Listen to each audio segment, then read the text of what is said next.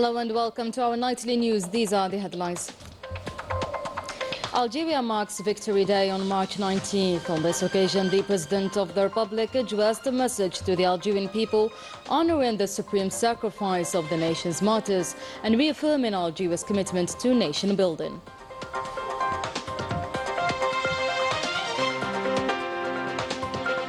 The President of the Republic received Tunisia's Minister of the Interior.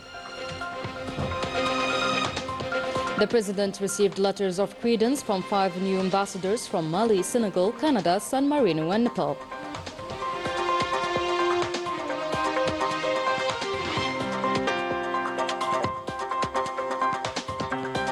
Ceasefire violated in Gaza. Zionist attacks escalate. The death toll surpasses 400, with many wounded trapped under the rubble. And Algeria strongly condemns the aggression. Niger and Burkina Faso withdrew from the International Organization of Francophonie. The move marks a major diplomatic shift in West Africa, paving the way to redefinition of alliances on the global stage. Welcome back, everyone. First of all, and on the occasion of Victory Day, the President of the Republic, Abdelmajid Tebboune, delivered a message on Tuesday marking its 63rd anniversary, and which reads as follows. On this day, March 19th, we commemorate Victory Day, an enduring milestone in Algeria's glorious history. It marks the culmination of decades of struggle under the banner of the national movement and over 7 years of armed resistance. Our people, with unwavering conviction, embraced with certainty of armed struggle, ignited by a generation of patriots who, after years of hardship and sacrifice, chose to declare the momentous November 1st, 1954 proclamation. This proclamation not only shattered the colonial oppressors, but also marked the dawn of an inspiring liberation revolution, one of the greatest anti-colonial uprisings and a defining struggle against tyranny in modern history. It remains a testament to the Algerian people's steadfast pursuit of freedom and a symbol of dignity for all oppressed nations. Victory Day, which we celebrate with pride and reverence, it is the outcome of the pure blood that nourished our sacred land and the immense sacrifices endured by the Algerian people with courage, faith and resilience, so that they can live in a free and dignified homeland.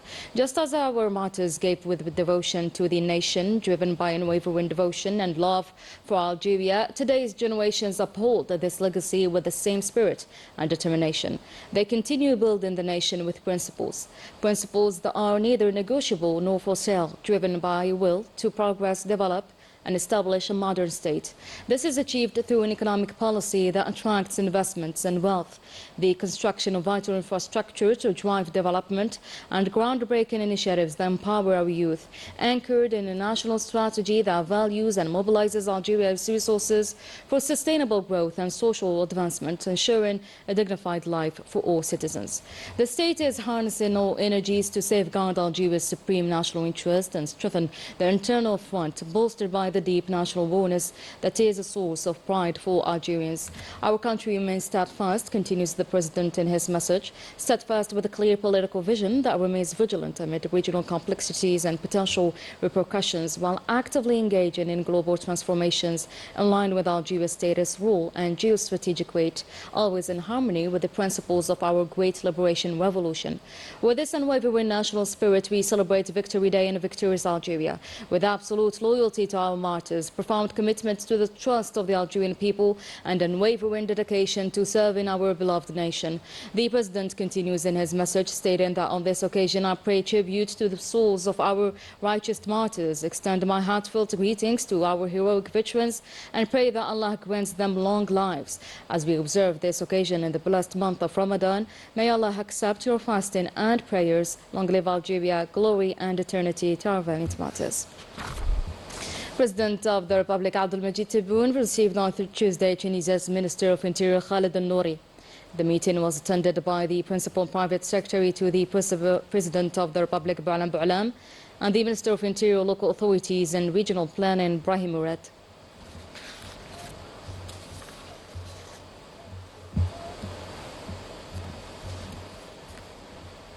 After being received by the President, the Tunisian minister stated that he has conveyed the greetings of the President Qais Said to the President of the Republic. Let's have a listen. اليوم وتشرفت جدا ب I'm honored to be received by President Abdelmajid Tebboune. I transmitted the greetings of his brother, the Tunisian President Qais Said. I also congratulated him on the occasion of Ramadan. This meeting was an opportunity to discuss issues that are important to the interior ministries of both countries. It was also an opportunity to discuss issues related to border regions and how to improve the work so as to develop these regions. We've evoked the issue of smuggling and the need to secure the borders and how it affects the economy of both countries. At the end, he instructed me to transmit his greetings to President Qais Said, wishing more success to the fraternal bilateral relations.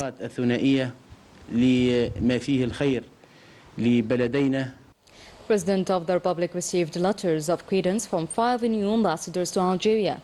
The President received the credentials of the Ambassador of the Republic of Mali, Mohamed Amagadboulou.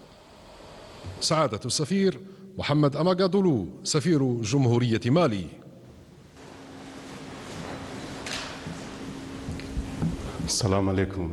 Son Excellence, Monsieur le Président, j'ai l'honneur de vous remettre les lettres de créance par lesquelles Son Excellence le général d'armée Assimi Goïta, président de la transition et chef de l'État de la République du Mali, m'accrédite auprès de la République algérienne démocratique et populaire en tant qu'ambassadeur extraordinaire et plénipotentiaire.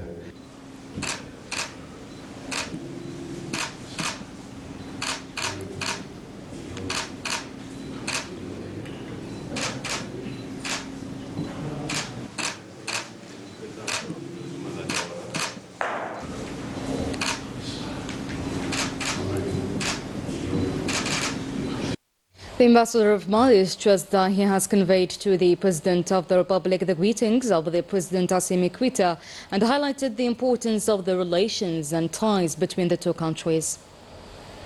Je suis très heureux et très honoré d'avoir été reçu par Son Excellence le Président Abdelmajid Tebboune.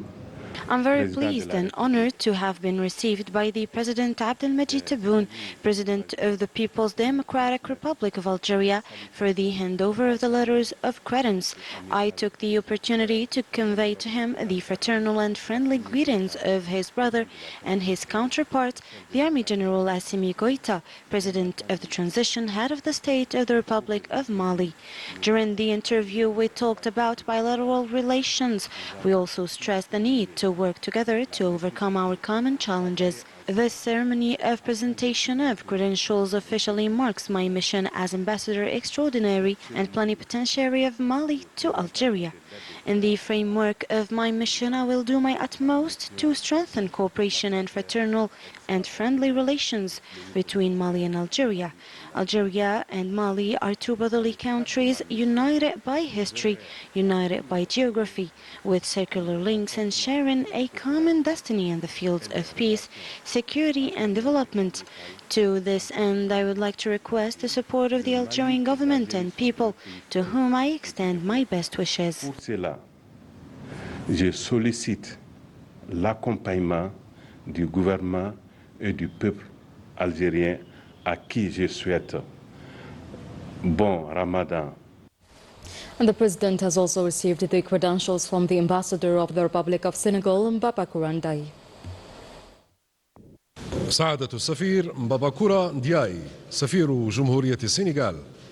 Monsieur le Président, j'ai l'honneur de vous remettre les lettres de créance par lesquelles Son Excellence M. Bassirou Diakhar Diomaye Faye m'accrédite en tant qu'ambassadeur extraordinaire et plénipotentiaire de la République du Sénégal auprès de la République algérienne populaire et démocratique.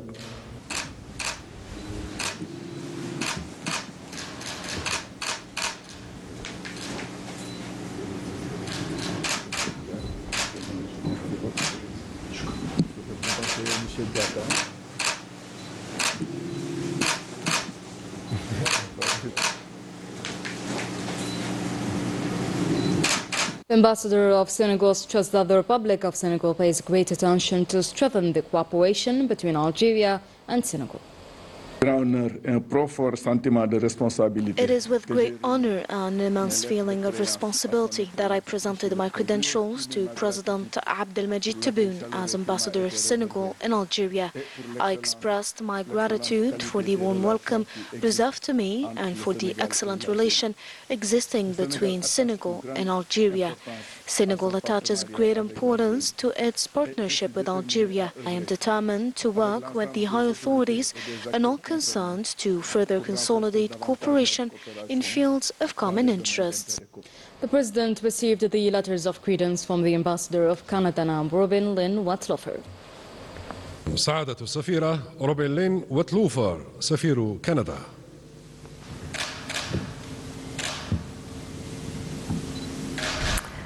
سيدي الرئيس، أتشرف بتسليمكم أوراق الاعتماد التي تعينني بموجبها الحاكمة العامة صاحبة السعادة ماري سايمون بصفتي سفيرة فوق العادة ومفوضة لكندا لدى الجمهورية الجزائرية الديمقراطية الشعبية.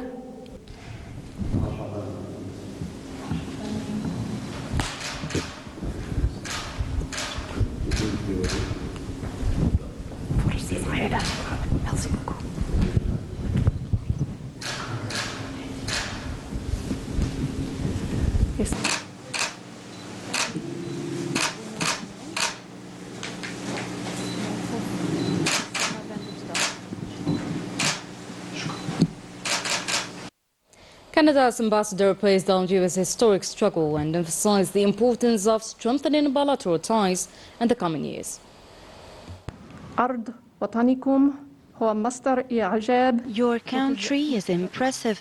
Algeria, the land of history and culture, marked the 20th century with a glorious revolution, and the struggle for freedom and dignity still resonates throughout the world today. This legacy of courage and determination is a source of inspiration for all. In 2024, Canada and Algeria celebrated the 60th anniversary of diplomatic relations. 6 decades of dialogue, cooperation and exchange have woven a strong fabric between our two peoples and governments. This milestone is an opportunity to pay tribute to the journey we have traveled and to reaffirm our shared commitment to deepen our ties in the years to come. In addition to this rich bilateral history, Canada and Algeria share core values that guide our work on the international stage. We firmly believe in the virtues of multilateralism as an essential framework for solving the complex challenges facing our world. The respect for international law, sovereignty and territorial integrity are fundamental principles that drive our foreign policy. This convergence of views is a valuable asset for strengthening cooperation and promoting international peace and stability, especially within the United Nations Security Council, of which Algeria is a non-permanent member. تعد الجزائر عضواً غير دائم فيه. The President has also received the letters of credence from the Ambassador of the Republic of San Marino, Emmanuel Go. سعادة السفير إيمانويل جو سفير جمهورية سان مارينو. Monsieur le Président, j'ai l'honneur de vous remettre les lettres de créance par lesquelles les capitaines régents de la Serenissima Repubblica di San Marino m'accréditent comme ambassadeur auprès de la République démocratique et populaire d'Algérie.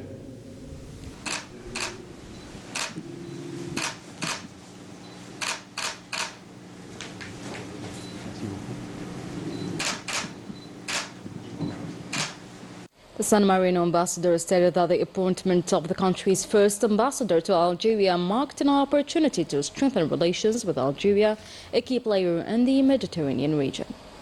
Qui honore la République de San Marin dans le The meeting honored the Republic of San Marino within the framework of creating position of ambassador in Algiers, an occasion to renew the interest granted by the Republic of San Marino to the bilateral relations with Algeria in the fields of economy and culture, and why not in the field of energy. The Mediterranean basin is witnessing great development, which is an opportunity to listen to the main actors of the Mediterranean basin. And the head of state received the credentials from the ambassador of the Federal Democratic Republic of Nepal, Sushi Lamsal. سعادة سفير سوشيل لامسال سفير جمهورية النيبال الديمقراطية الاتحادية.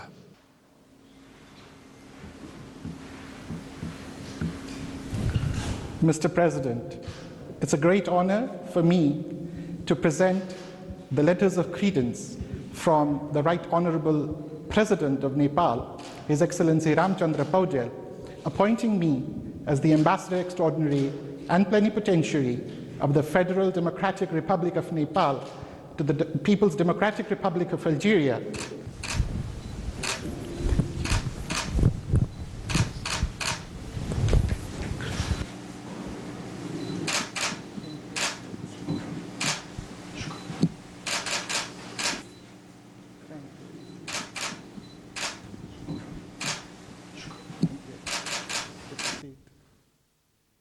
For his part, the ambassador of Nepal discussed the importance of enhancing cooperation ties between the two countries.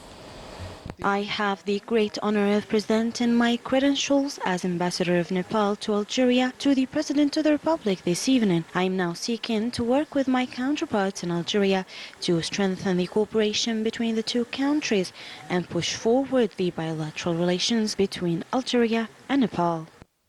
The credential presentation ceremony was held in the presence of the Principal Private Secretary to the President of the Republic, Boualem Boualem, and the Minister of State, Minister of Foreign Affairs, National Community Award and African Affairs, Ahmed Attaf.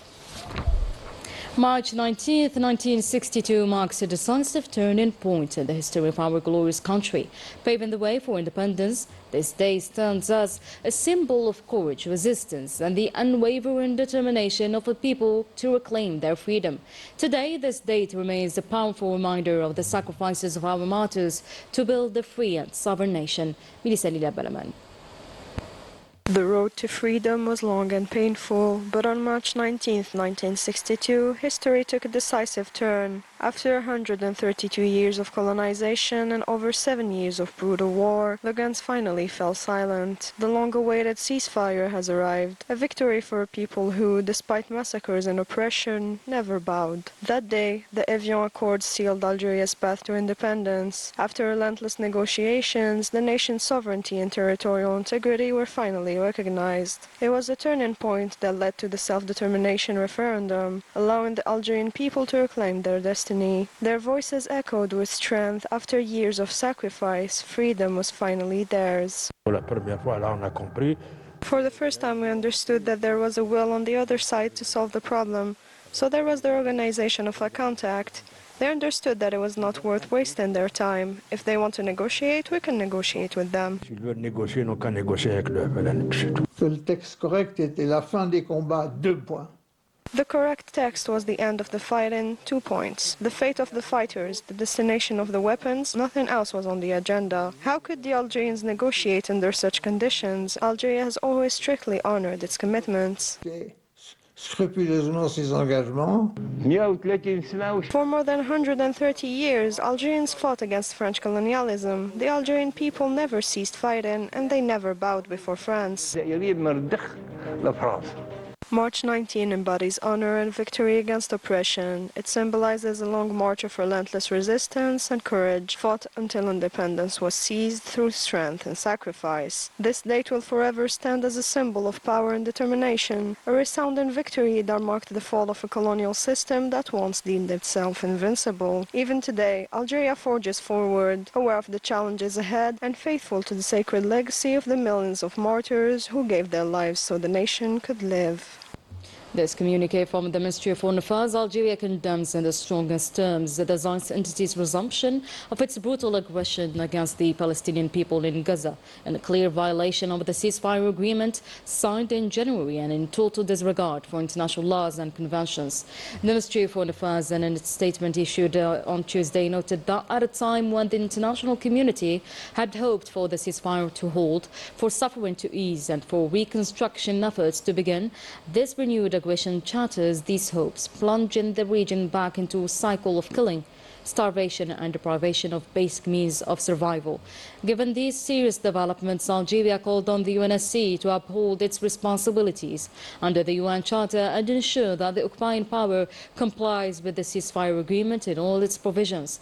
Algeria also reaffirmed its unwavering solidarity with the Palestinian people and its continued support for their national cause until the establishment of an independent and sovereign Palestinian state with Al-Quds Sharif as its capital.